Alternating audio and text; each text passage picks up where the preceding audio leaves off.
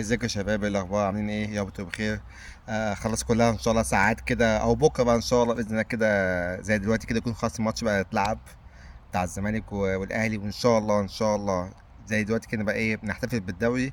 لان انا ان شاء الله اتمنى ان ام بي يكسب بيراميدز والزمالك يكسب الاهلي ان شاء الله، وساعتها يبقى الزمالك بطل الدوري رسمي ان شاء الله، ويبقى البطوله ال 15 بعرقنا. دوري محمد صبري فعلا. احنا بنكسب بالشقانه يا صبري زي ما بيقولوا. والكلمة الشهيرة بتاعت المرحوم محمد صبري يعني. فإن شاء الله بكرة نكسب الأهلي. وأنا طالع بس إيه بكلم كلمتين عشان إحنا طبعا يعني أنا إيه يعني مش عايز أقول بحذر كده، الناس كلها حذرت، مش عايزين نستهتر يا جماعة.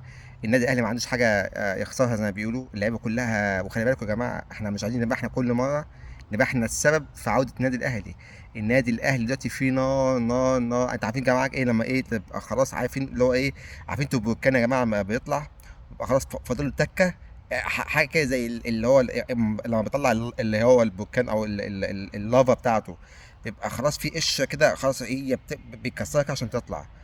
فاحنا مش عاوزين نبقى احنا ايه نبقى سبب ان احنا ايه نهد البركان ده. احنا عاوزين احنا بقى ايه عارف اللي هو ايه بننفخ فيه كده عشان يزيد يزيد كمان.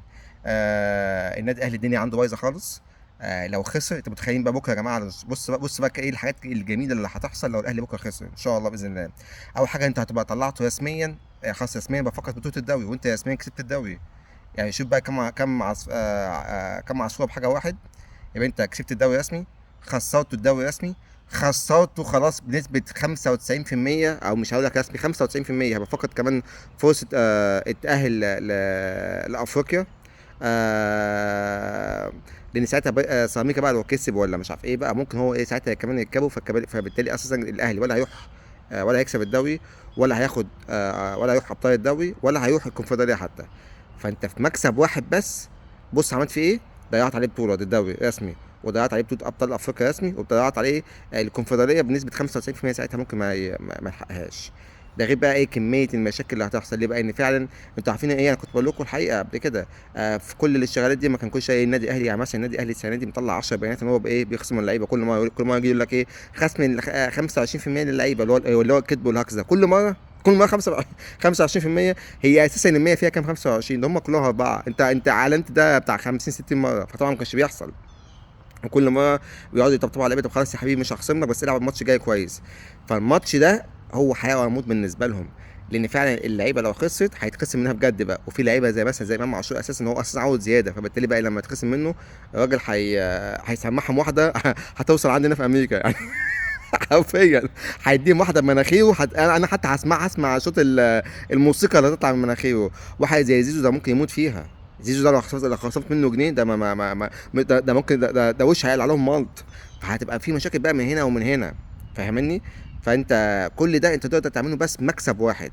وبعدين لو انت بكره مش هتقدر تكسب النادي الاهلي هتكسبه امتى؟ فما هي ما فيهاش يا جماعه. فبكره ان شاء الله ننزل بالثقه وننزل ندوس على وشهم ونكسبهم ان شاء الله. يعني حتى اقول لك في اسوأ الظروف اتعادل، لكن تخسر دي لا. تخسر دي بقى ده انت بقى ساعتها بقى انت احييته بقى وهلعب على المركز على الاقل. لو ما لعبش على الدوري هلعب على المركز الثاني، وهتبقى قصه هتبقى مصيبه وانت تخسر الدوري. وممكن كمان اساسا تخسر الدوري وتخسر الكونفدراليه. لان خلي بالك الماتشين اللي بعد كده بحكام مصريين سواء ليهم او ليك انت هتتبهدل. هم كده كده هيكسبوا الماتشين بتوعهم ولسه عندهم، ومنهم كمان اساسا ماتش مش محتاج حكام معاهم اسمه ده عماد تفويته الله ينور. هيلعب يعني الماتش ده هيشيل خمسه في ماتش الاهلي. فما اوعى تفتكر كمان وانت ايه عندك منهم ماتشين حتى عملوا حكام كويسين منهم. سموحه هتثبت. بصوا ده انتوا شايفين اصلا فرج عامل بيعمل ايه؟ ابن النادي الاهلي ده ولا كانه مشجع من تالتة شمال. والماتش اللي بعديه عندكم سيراميكا بقى ايه اللي هو ايه بقى اللي هو فعلا الاهلي به. رئيس النادي اهلاوي. اسمه ده اللعيبه كلها اهلاويه، المدير الفني اهلاوي، فهينزلوا يموتوا نفسهم قدامك. فاوعى تفتكر انت لو قدر الله خسرت بكره من النادي الاهلي يبقى خلاص بتقول ايه يا عم عندي ماتشين اعوض. مش هتعوض يا حبيبي. ومع ضغطة المباريات مع الماتشين بتوع النهائي انت ممكن لا قدر الله كمان الهزيمه بكره تخليك تخسر دوري وقدر طبعا بعد الشهر ان شاء الله ده مش هيحصل. تخسر دوري وتخسر نهائي افريقيا هتبقى مصيبه سودة. فاوعى يا جماعه. يعني بقول لكم ده انت في اسوء الظروف نتعادل.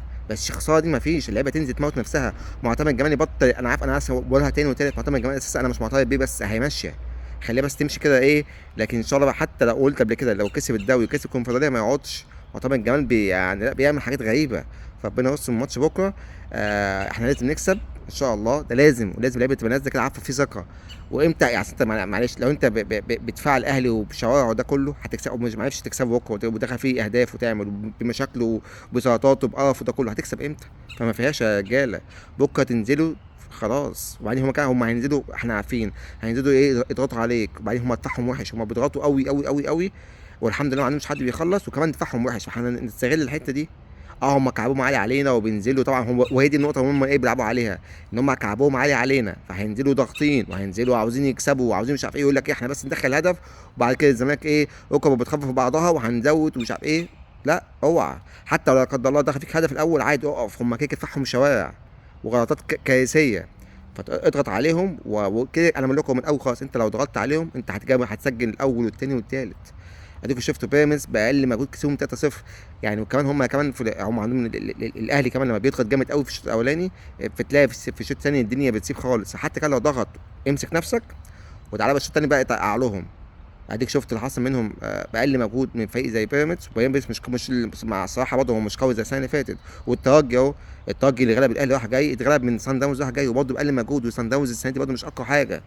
فهي كلها واقعه يا باشا، كلها واقعه في واقعه. بس الاهلي يعني انت لو انت ما عرفتش تكسبه بكره ان شاء الله بحالته دي، لا اللعبه بقى هتروح تنتحر بقى، وعماد جمال بقى يروح ما اعرفش يعمل ايه في نفسه يعني. فان شاء الله ان شاء الله ان شاء الله بكره نكسب. الشعار ده كده اقوى واحسن وانضف شعار في العالم كله. وعشان الشعار ده باذن الله باذن الله بكره احنا هنكسب ان شاء الله. فدعوات الجمهور، والجمهور الواحد يصدق يمسك نفسه كده. وكسبنا نحفل بقى حتى ايه، عشان حتى لو الجمهور تعاقب مش مشكله، كده كده احنا اصلا حسمنا الدوري. فمش مشكله الجمهور يقعد في اخر ماتشين ونلعب بقى ونريح ونركز في النهائي. فانت عشان كده بقول لك مكسب بكره ده فيه كل مزايا. بقولها تاني اهو، هتكسب الدوري رسمي بكره ان شاء الله. وحتى لو بيراميدز كسب او اتعادل هيبقى مساله وقت، خلاص تكسب الماتش بعدين بتاع سموحه يبقى الدوري رسمي وتريح بقى اخر ماتش. بس انا بكره بقول لك هو ان شاء الله ممكن ايمي بيعملها ويكسب بكره وانت تكسب بكره، خلاص يبقى باشا رسمي نظم فاهم الدوري في 100 عقبه. اخر ماتشين بقى تريح، ما تلعبهمش ان شاء الله، حتى ما تلعبهمش وتلعب بقى تركز في النهائي بقى. والنهائي حط ماتشين تتعادل يا عم، تعادل الماتش وتكسب مصر، عاوز حاجه اكتر من كده اهو. فنركز يا جماعه، بكره ده انطلاقه. وانا بقول لك ان شاء الله الزمالك لو كسب بكره، حتى لو زي ما قلت لك لو بيراميدز كسب كده كده هتبقى مساله وقت والدوري هيبقى في 100 عقبه ان شاء الله. وكمان هيديك تبقى دفعه قويه جدا جدا جدا ان انت تعرف تكسب اتحاد العاصمه الجزائريه ان شاء الله. فان شاء الله كده خير، ودعواتكم كده يا جماعه. وان شاء الله ان شاء الله بكره زي دلوقتي كده بعمل فيديو ونحتفل بيه مع بعض ان شاء الله بمكسب نادي الزمالك. يلا اشوفكم على خير، سلام.